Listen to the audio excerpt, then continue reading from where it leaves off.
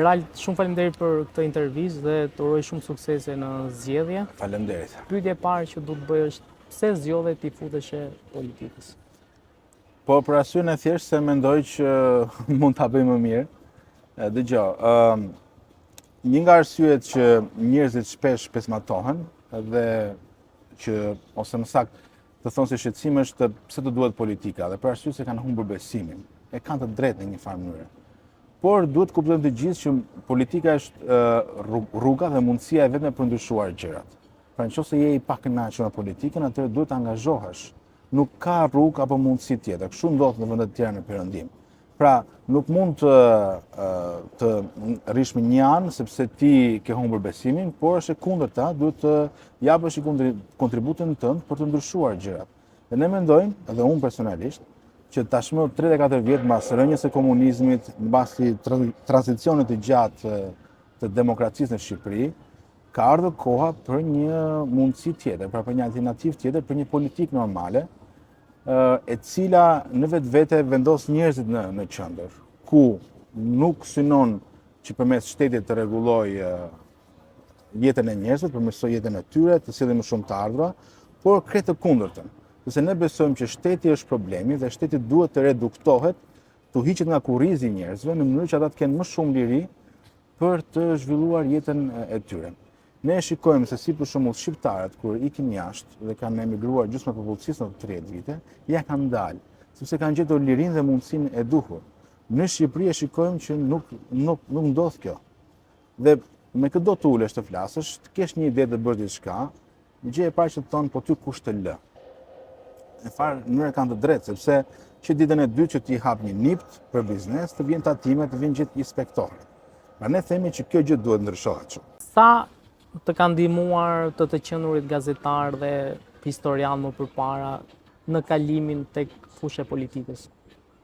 Më kanë ndihmuar shumë. E para një historia më ka ndihmuar që të kuptoj të kaluarën, gabimet e të kaluarës, të kuptoj se çfarë ka ndodhur realisht me vendin tonë, me shanset e humbura që kemi pasur ndër vite, ndërsa si gazetar të kuptoj më mirë njerëzit dhe pritshmëritë e tyre. Dhe unë kuptoj që njerëzit duan jo thjesht diçka ndryshe, një të re në krahasim me të vjetrën, por duan një politikë e cila e vendos ata në qendër. Dhe ne po të shikojmë, kemi 34 vite që bëhet një politikë si vitet 90. Flasim akoma për ujë, drita, rrugë. Askush nuk flet për aspiratat e njerëzve, askush nuk flet për të rritur të ardhurat e tyre. Në fundet të gjithë dalin nga mëngjesi në shtëpi që të çojnë më shumë të ardhura në darkë tek familjet e tyre. Dhe mendoj që kjo është thelbi. Pra ne duhet të rrisim shanset ekonomike, mundësitë ekonomike të njerëzve që ata të zhvillojnë jetën e tyre. Të merresh me politikë është më shumë vullnet dhe këmbgulja, apo duhet të jetë edhe një lloj misioni që ti thua do filloj të merrem me politikë tani sepse duhet bëj X, Y, Z, gjë. Janë të dyja. Pa politika kërkon që ti të besosh në diçka, në vlera të caktuara, por duhet të kesh edhe këmbgulje. Nuk mund të jetë një mision part-time. Dhe politikanët e suksesshëm janë ata politikanë të cilët kanë besuar në kauzat e tyre, i kanë vazhduar ato me vite, pra nuk e kanë parë thjesht si një çështje kohe, por si një çështje të cilën duhet të çojë një agjendë përpara. Dhe ne kemi parë të tillë në Partinë Mundësia dhe me Agronin, një projekt afatgjat politik që nis për të parë në këtë zgjedhje dhe shpresojnë që shumë shpejt jemi edhe një alternativë qeverisë në vend. Jemi me këmbë në tokë, pra ne pritshmëritë tona janë që të kemi minimalisht një grup parlamentar në këtë zgjedhje. Sondazhet që ne bëjmë dhe me kompani të njohura, por dhe të tjerat, tregojnë që jemi rreth shifrës 10% të mbështetjes dhe shpresojmë që kjo të përkthehet diku mbi 7 mandate deputetësh. Ta dojnë deputet të pavarur, njerëz të lirë, zëra të mirë, të pakapur, të pa bleshëm, të pa shitshëm, të cilët mund të sjellin një opozitë të re në parlament, e cila dal nga dal pastaj të rritet dhe të kthehet në një alternativë qeverisë për vendin. Çfarë të shtyu që në propozimin besoj të Agronit që ti bashkohesh Partisë Mundësia, që ti ta pranoje si ofertë? Sepse kam besim te leadershipi i Agronit. Agroni është ndryshe, nuk është si tjerët. Ka ardhur në politikë si rezultat e një rrugtimi personal të suksesshëm në biznes, një biznes të ndërtuar jashtë Shqipërisë, pa lidhje politike, e një personi i cili ka ndihmuar në kauza të ndryshme, siç ka qenë një prej kauzave që unë jam marrë me memorien, me denoncimin dhe njohjen e krimeve të komunizmit në Shqipëri, apo dhe me Institutin Lu Moscondo për botimin e veprave historike të mëndimtarëve të mëdhenj të kombit shqiptar, dhe tek ai kam parë atë që Shqipërisë i duhet sot. Shqipërisë sot i duhet një lider i pakorruptuar, një person i cili të ketë shansin të ndërtojë një qeverisje të pakorruptuar, sepse ne besojmë që korrupsioni është mama e problemeve në Shqipëri. Dhe në atë që kemi sot në skenën politike është Agronishi i vetmi që e mundson këtë gjë. Pra është njeri i bërë vetë, jo si tjerët që kanë marrë nga politika ose kanë hyrë në politikë për të pasuruar. Agroni është krejt e kundërta, pra ka hyrë në politikë si njeri i realizuar me një kauzë, me një projekt, me një ide, e cila ndryshon nga të tjerat. Pra, nëse gjithë të thonë që me shtetin do rregullojmë gjithçka. Pra me shtetin do rrisim pensionet, me shtetin do shtrojnë rrugët, me shtetin do rrisim pagat, me shtetin do rrisim ekonominë, ne themi jo. Këto rriten përmes tregut, hapjes ekonomisë, çlirimit të saj, mosdhënia e gjithë të mirave materiale vetëm në 4-5 duar, në 4-5 biznesmen. Por përkundrazi, çlirimi nga monopolet dhe vetëm me anë të kësaj forme ne mund të rrisim mirëqenien e qytetarëve, sepse është një model i provuar. Pra perëndimi është zhvilluar vetëm në sajt të lirisë dhe iniciativës private, jo shtetit. Sa e vështirë është për ju si parti të bëni fushat në një kohë që partitë e vjetra kanë struktura, kanë njerëz, kanë media pas tyre, kanë biznese fuqishme pas tyre. Pra, e keni hasur vështirësinë këto ditë gjatë kësaj periudhe në fushat? Këto janë vështirësi, absolutisht po. Jemi në një garë të pabarabartë. Për shembull, partitë e vjetra marrin edhe fonde publike dhe u nda këto ditë. Por ne jemi organizuar, kemi një vit, kemi struktura në gjithë Shqipërinë. Në çdo qytet kryesor kemi zyrë dhe koordinator dhe anëtar të cilët janë aktivistë që na janë bashkuar që herët. Por patjetër që vështirësia është te fakti që partitë e mëdha kanë mbështetje financiare të fuqishme, kanë mbështetje mediatike të fuqishme, ne vuajmë për vëmendje të mediave, por e kemi zgjedhur të rrugë pa më dyshi. Një nga krenaritë tona është që ne nuk pranojmë financime nga të tjerë. Pra ne kemi thënë që Agroni është financuesi vetëm i partisë për të pasur një parti me financa për aktivitet normal dhe besojmë që kjo është një nga pikët tona më të forta, sepse kjo na bën të lirë për të thënë jo. Dhe kemi treguar edhe te kandidatët që kemi, nuk kemi bërë pazar me asnjë që kush ka shërbyer në politikë në këto vite, sepse kemi menduar që kjo është rruga e vetme për të fituar besimin e shqiptarëve dhe këtë gjë duan shqiptarët sot. Ju jeni në takime të përditshme me njerëzit. Cila është kërkesa kryesore e njerëzve? Pra, çfarë thonë njerëzit, çfarë nuk shkon me Shqipërinë? Mirëqenia ekonomike, pamundësia për të zhvilluar ekonomikisht. Pra ti flet dhe me njerëz normal të cilët janë punësuar, kanë një profesion shumë të mirë dhe thonë që të ardhurat tona nuk dalin, ose që detyrohen të bëjnë disa punë, dhe atje ku e kanë mundësinë. Dhe pyetja që shtrohet është se si ne mundet të rrisim mirëqenien e shqiptarëve. Në mënyrë që jo vetëm ata të mos ikin, por edhe të ndërtojnë jetën e tyre në këtë vend, i cili i ka mundësitë për të zhvilluar e për të bërë një vend normal.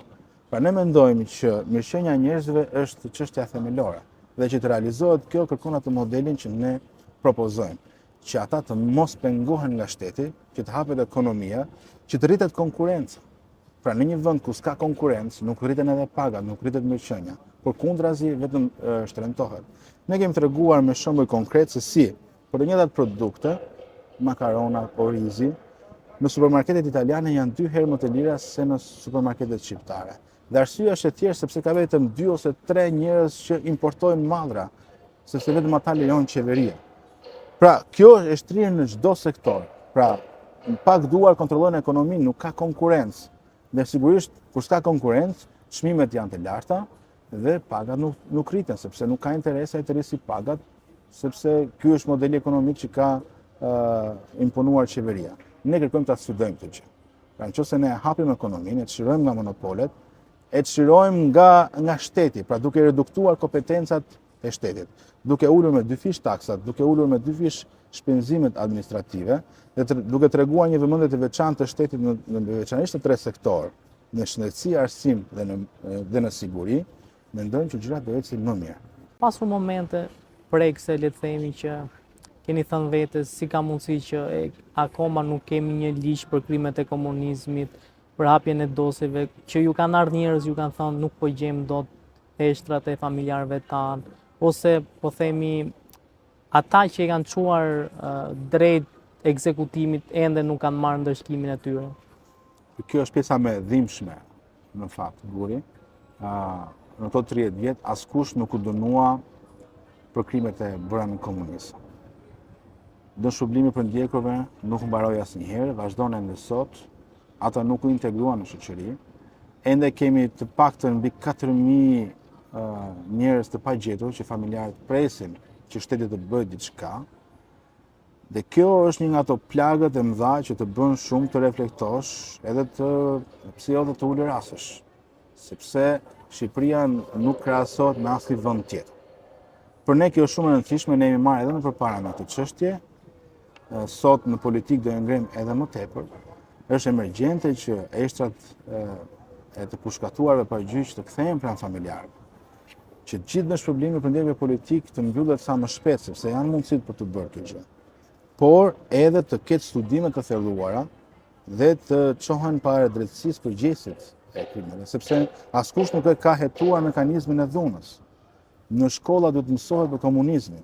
Sot në gjimnaze, në vitin e 3 të fundit, që studiohet vetëm 2 ose 3 orë gjatë gjithë vitit komunizmi dhe shumë për cifrazi, nuk flasin për krimet. Duket sikur i kalon një shekullit të kaluar që ka kaluar thjesht pa vëmendje. Dhe mendojmë që dhe këtu duhet bërë diçka, patjetër. Domethënë e kaluara nuk mund të harrohet. Nëse ne nuk japim drejtësi, shoqëria nuk gjen shërim. Kjo është e sigurt dhe ka shumë për të bërë, por duhet nisim nga ato që janë më emergjente, që përmenda. Pra, e para do të jetë përfundimi i dëmshpërblimit dhe një sa më shpejt, sepse shumë për atyre që kanë vuajtur tashmë po vdesin, janë vitet e fundit të jetës dhe nuk po e marrin akoma. Dhe kjo është fatkeqësi. Kryeministri Berisha në një dalje publike deklaroi që unë i kam ofruar zotit Shehaj që të ishte kandidat për Tiranën dhe po themi të mos largohej nga Partia Demokratike. Pse ishte zgjedhja e Agronit? Sigurisht që ju nuk jeni personi që duhet pyetur, po nëse besoj keni diskutuar. Pse u zgjon pikërisht që tikte nga Partia Demokratike dhe të mos ishte një lloj këmbgulje brenda Partisë Demokratike që të ndryshoj PD-ja? Po. Tani zoti Shehaj e ka bërë të qartë që ikja nga PD-ja nuk ka ndodhur se nuk i dhan atij postin që ai kërkoi apo i afruan. Iku nga PD-ja sepse humbi besimin që PD-ja të kthehet në një forcë fituese. Dhe kjo që ka thënë zoti Berisha fakton atë që ka thënë Agroni. Pra Agroni nuk e ka kthyer tani një pazar që më jep këtë të bëhem nën kryetare ose të bëhem kandidat për Bashkinë e Tiranës dhe unë të qëndroj të PD-ja. Pra kjo nuk është një çështje pazari, kjo ka qenë një çështje parimi. Në momentin që Shehaj pa në PD që nuk kthehej dot në një forcë fituese, që nuk po hapej drejt shoqërisë, që nuk po mësonte nga gabimet e së kaluarës, atëherë mori vendimin që të krijonte një forcë politike ndryshe, e cila të jetë një projekt politik afatgjat dhe të kthehet një forcë fituese sa më shpejt jetë e mundur. Pra kjo nuk ka qenë një çështje pazari më jep të t'jap, por ka qenë një çështje parimore. Dhe ajo që ka thënë zoti Berisha ka vërtetuar pikërisht atë që ka thënë vetë zoti Shehaj. Real qofse pas zgjedhjeve të majit, qeverisja varet nga votat e deputetëve të Partisë Mundësia. A do ja jepni të Berishës për të ardhur në qeveri? Jo. Pra nuk është një përgjigje që mund të jepet thjesht me po ose me jo, në sensin që të duhen votat për të rrëzuar Ramën. Sigurisht që ne mendojmë që rrëzimi i Ramës është një emergjencë kombëtare, por kjo nuk do të thotë të zëvendësojmë një qeverisje të korruptuar me një qeverisje më pak të korruptuar. Ne themi që Shqipëria ka nevojë për një qeverisje të pakorruptuar.